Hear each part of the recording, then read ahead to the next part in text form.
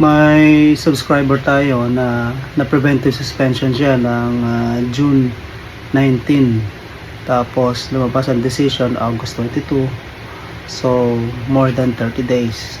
Ang question niya, kapag nag-file siya ng kaso sa NLRC, pagsasamahin daw ba niyo reklamo niya na lagpas sa 30 days ng kanyang preventive suspension at saka yung validity ng preventive suspension.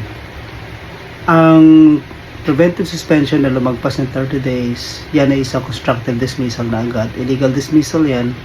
Tapos, suportahan mo na lang ng argument mo na walang basihan ng pag-preventive suspension sa iyo. Kasi, ang ground sa preventive suspension, dapat ang employment mo poses serious and imminent threat on the life of your employer or property. Pag hindi ganon, then walang basis ang preventive suspension. So, pagsasamahin mo na lang yan, una mong atake, technicality.